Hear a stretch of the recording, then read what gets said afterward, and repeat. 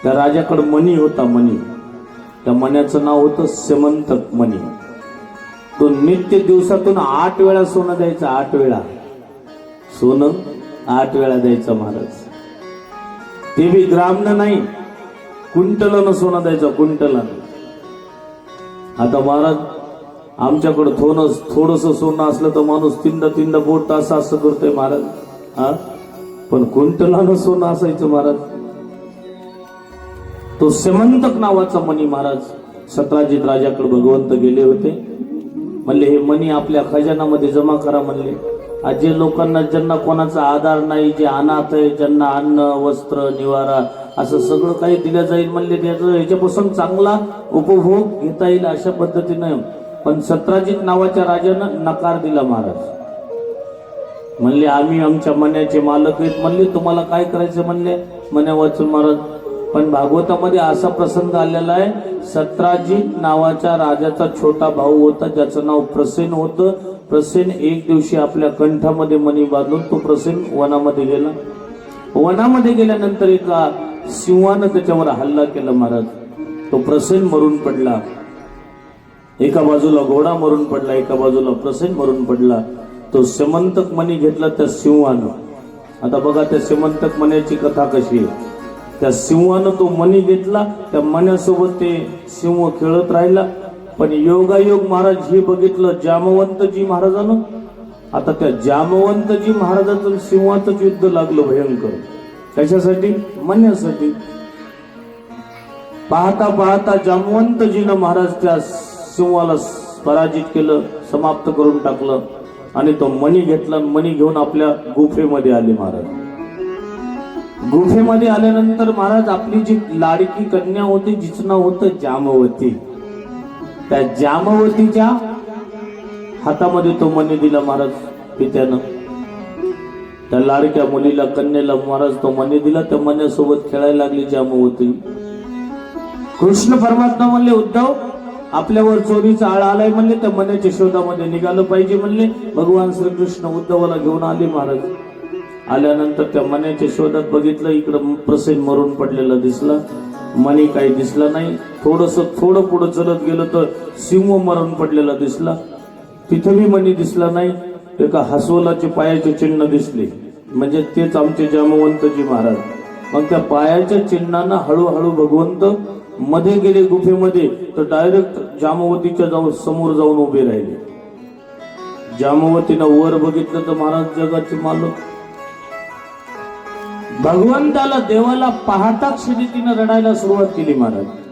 आवाज आपल्या मुलीचा ऐकला की जामवंतजी महाराज पळतच आले. आणि पळत आल्यानंतर बघितलं तर महाराज इथं कृष्ण परमात्मा.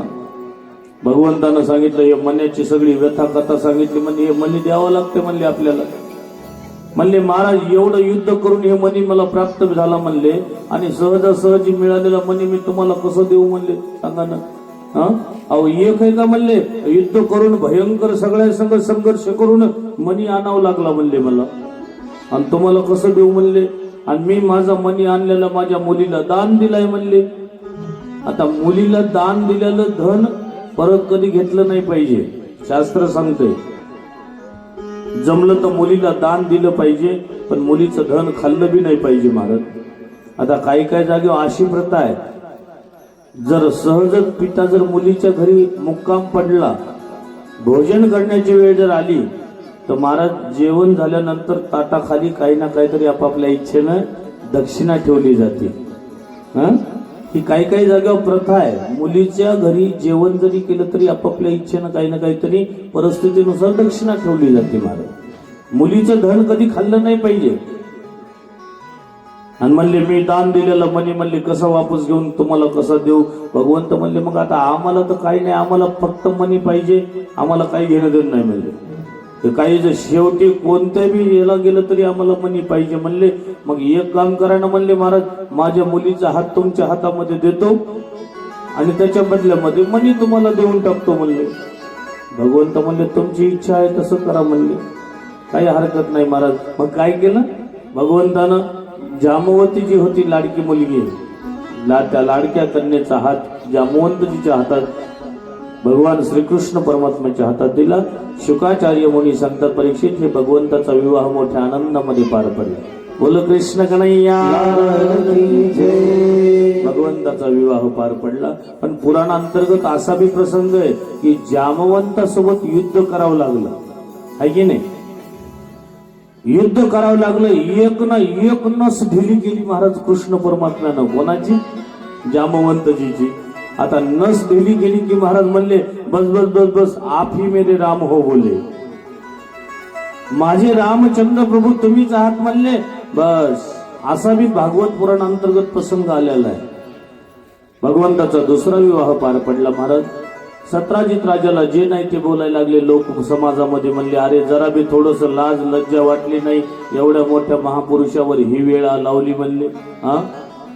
महाराज मग सत्राजित राजा म्हणला, एक काम करा ना म्हणला, माझी कन्या आहे म्हणलं, माझ्या कन्यासोबत विवाह करा. आपला जवळचा संबंध होतोय आणि संबंध जवळचा झाला की लोक काही बोलणार नाहीत म्हणले. भगवंत म्हणले, जैसी तुम्हारी इच्छा बोले.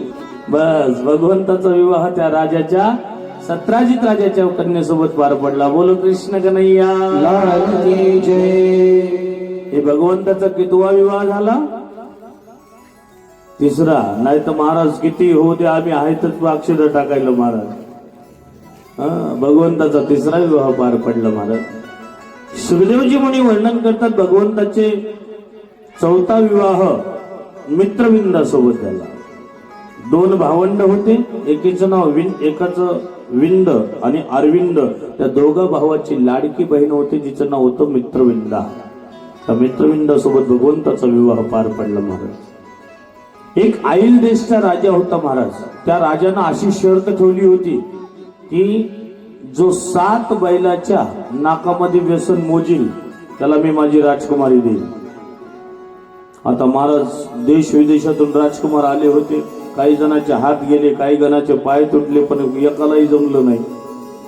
सुखदेवजी महाराज सांगतात, परीक्षित भगवंतानं 7 रूप धारण केले आणि 7 स्वरूप धारण करून स्वयं स्वतः भगवंतानं पाहिलं. त्या 7 बैलाच्या नाकातून व्यसन मोजली. त्या राजानं आपली राजकुमारी भगवंताला दिली महाराज. बोल कृष्ण कन्हैया की जय. भगवंताचे पाहिलं. बस सत्यभामा सोबत विवाह पार पडला महाराज. भगवंताचा कालिंदी सोबत विवाह पार पडला महाराज. आता कालिंदी महाराज ही साक्षात यमराजाची बहीण आहे. एक दिवस कृष्ण परमात्मा आणि अर्जुन, भगवंत उदास झाले. उदास झाल्यानंतर त्या क्षणाला भगवंत म्हणले, एक काम करणं म्हणले, अर्जुन चल म्हणले, कुठंतरी फिरून येऊ म्हणले, जरा फिरून येऊ म्हणले, परिभ्रमण करून येऊ म्हणले. निघाले सायंकाळच्या वेळेला 4-5च्या दरम्यान महाराज यमुना नदीच्या काठेनं. आता जिथं साक्षात यमराजाची जी बहीण होती, जिचं नाव होतं कालिंदी, ती कालिंदी तपश्चर्या करत होती. कशासाठी? की द्वारकाधीश कृष्ण परमात्मा मला पतीच्या स्वरूपात प्राप्त व्हावे, त्या उद्देशानं सुंदर महाराज तिचं चालू होतं साधना. तेवढ्यामध्ये अर्जुनानं भगवान श्रीकृष्णाची सहजच नजर पडली तिच्यावर. अर्जुनाला बोलवलं, म्हणले, हे अर्जुन, जाओ जाकर के पता लगाओ ये किसके लिए तपश्चर्या चल रही है. अर्जुन जवळ आले, म्हणले, हे देवी, ये तपश्चर्या किसके लिए चल रही है? तो म्हणले, महाराज ही तपश्चर्या द्वारकाधीश कृष्ण कन्हैयाच्या पतीच्या रूपामध्ये पाहण्याची इच्छा आहे म्हणले. मग म्हणले, एवढे म्हणले तू ज्याच्यासाठी तपश्चर्या करत आहे म्हणले ती माझ्या सोबतच आहेत म्हणले कृष्ण परमात्मा म्हणले. बस शुकाचार्य मुनी म्हणायला लागले, परीक्षित तिथं सुद्धा पाहितलं माझ्या कालिंदी सोबत भगवान श्रीकृष्ण कन्हैयाचा विवाह पार पडला माझा. बोलो द्वारिकाधीश भगवान की जय. भगवंताचे विवाह मोठ्या आनंदानं पाहितलं. 8 विवाह झाले महाराज. आता भगवंताच्या किती पटराणी आहे? अष्टपटराणी आहे की नाही? पण 16,100 विवाह एकाच मंडपामध्ये आणि एकाच मुहूर्तामध्ये झाले. ते कसं काय झाले म्हणले त्याचं कारण एकच आहे म्हणले. एक दैत्य त्याचं नाव नरकासूर आहे, पण तो भूमीमधून उत्पन्न झाल्या कारणाने त्याचं नाव भौमासूर पडलं. तो शक्तीचा दुरुपयोग करायला लागला. आपल्या शक्तीचा बी दुरुपयोग करत होता महाराज. शक्तीचा दुरुपयोग की हेच की महाराज ज्या राजासोबत युद्ध करायचा त्याची राजकुमारी आणायची आणि कारागृहामध्ये बंद करायची. आता त्याच्या मनामध्ये असा संकल्प होता, 20,000 आकडा पोहोचला की महाराज मी एक साथ विवाह करेल, एक साथ लग्न करेल. त्याच्या मनामधली इच्छा होती. पण पाहता पाहता ते 16,100 पर्यंत आकडा पोहोचला. भगवंताला कळालं, म्हणले हे शक्तीचा दुरुपयोग करायले. म्हणले भगवंत म्हणले उद्धव चल, म्हणले त्याला ठिकाणाला लावावं लागतंय. म्हणले कृष्ण परमात्मा आले. कृष्ण परमात्मानं महाराज स्वयं स्वतः पाहितलं. भागवतामध्ये मी वर्णन करता शुकदेवजी भगवंत दोघांचं भयंकर युद्ध झालं. युद्ध झाल्यानंतर भगवंतानं सुदर्शन चक्र सोडलं आणि सुदर्शन चक्र सोडून त्या भौमासूरचं पाहितलं, धडापासून मस्तक वेगळं केलं. महाराज बोल कृष्ण कन्हैया. त्याचं उद्धार करून टाकलं महाराज स्वयं स्वतः. आणि उद्धार करून ज्या क्षणाला महाराज त्या 16,100 राजकुमारी या एकाच मुहूर्तामध्ये आणि एकाच मंडपामध्ये भगवंताचा विवाह पार पडला. महाराज आता त्या बिचाऱ्या म्हणायला लागल्या, महाराज तुम्ही आम्हाला ह्याच्या दुष्टाच्या ह्याच्यामधून सोडलं, पण आता आमच्याशी विवाह कोण करील? भगवंत म्हणले मी पाणी ग्रहण करतो. म्हणले भगवंतानं पाणी ग्रहण केलं आणि 16,108 विवाह पार पडले. म्हणले बोल गोपाल कृष्ण भगवान की जय. आता पहिले 8 आणि आताच्या 16,100 किती झाले? 16,108. एवढ्या राणी होत्या भगवंताच्या. महाराज एवढ्या राणी सोबत राहत कशा असताल महाराज? इथं आम्हाला एक आहे तर एकच सुधरू दे ना बाबा. हा सगळं आना आना आना आना म्हणण्यामध्ये सगळी जिंदगी चालली महाराज, आहे की नाही? मी मजेनं विनोदानं सांगत असतो, माणसाचं म्हातारपण जवळ आलं की माणसाची मान कशी हलती? नाही नाही नाही नाही. का? अरे जिंदगी गेली सगळे आना नाही नाही नाही, आणि आमच्या माता लोकांची आना आना आना. विनोदानं सांगत असतो महाराज. अशा स्वरूपानं महाराज भगवंत एवढे परिवारामध्ये आनंदी राहायचे, दुखी कधी नाही. कारण बघा भगवंतानं तुम्हा आम्हाला ही शिकवण दिली. सगळ्यात श्रेष्ठ आश्रम गृहस्थ आश्रम आहे. हे गृहस्थ आश्रमामध्ये सुख येतंय, दुःख येतंय, पण माणसानं कधी खचीकरण करून घ्यायचं नाही.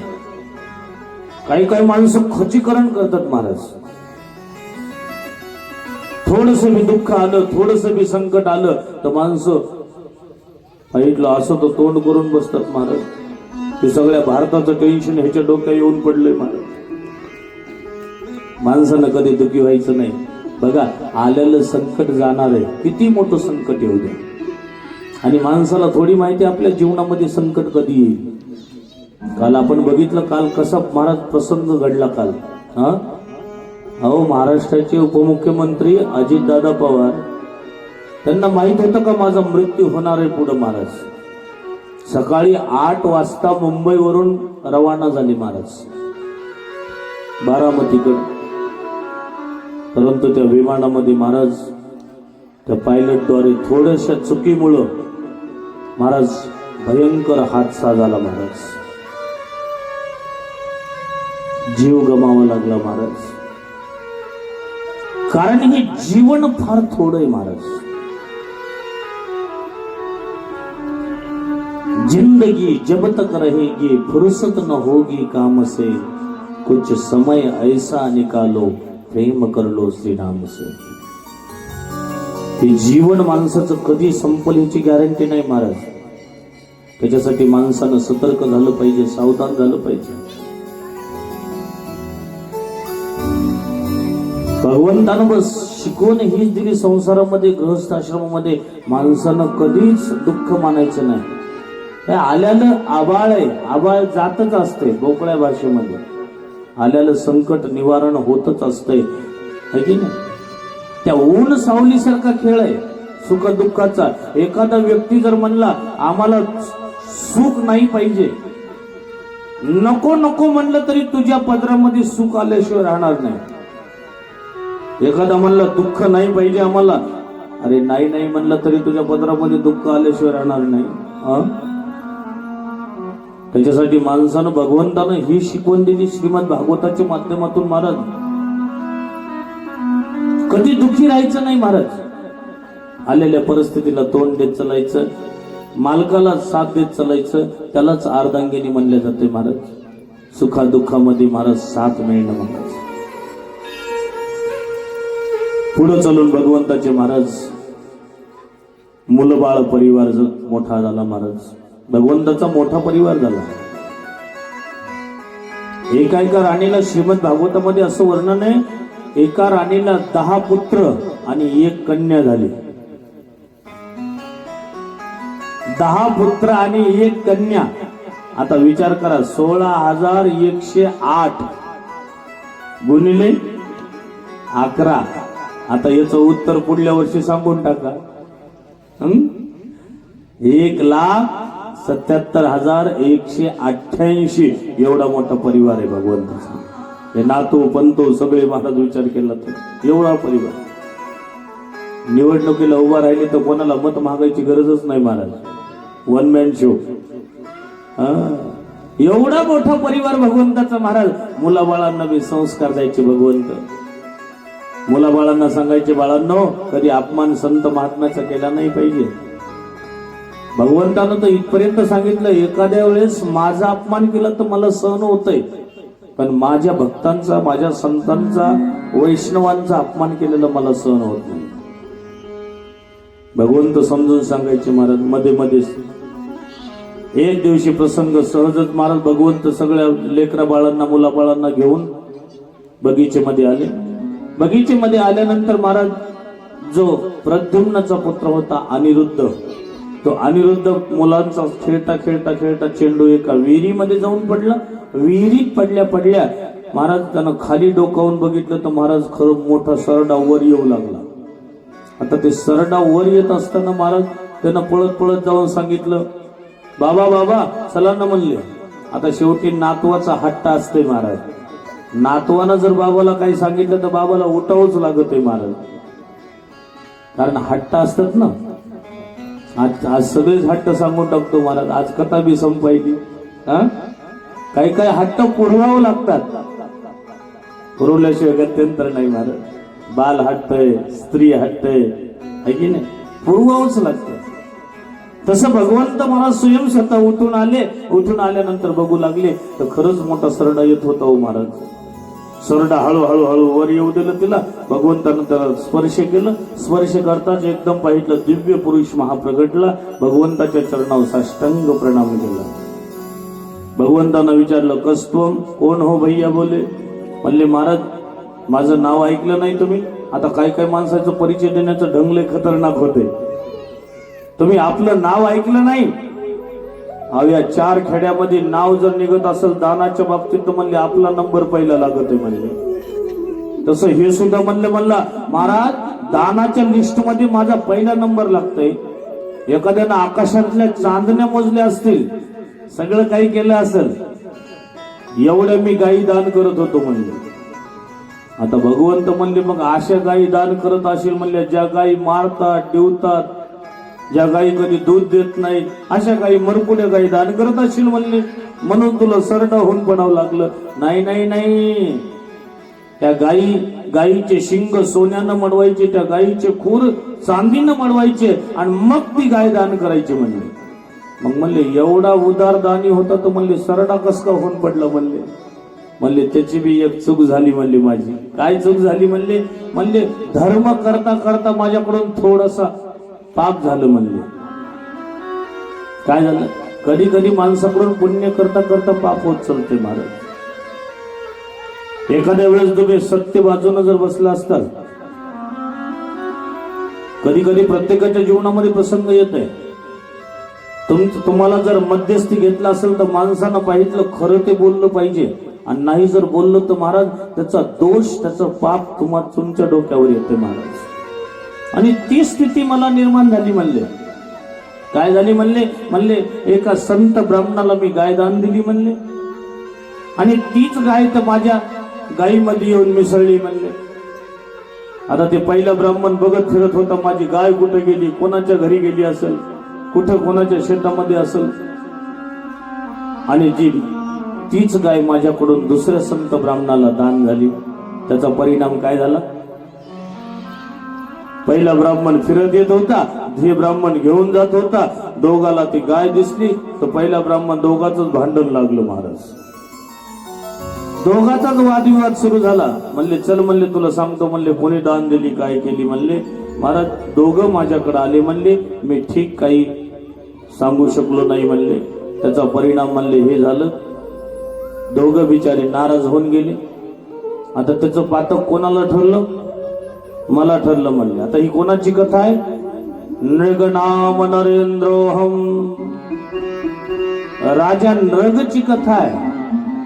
आणि हेच कारण ठरलं म्हणले बस मला पापाचं. आणि त्याचं कारण बघा, सरडा होऊन पडावं लागलं मला.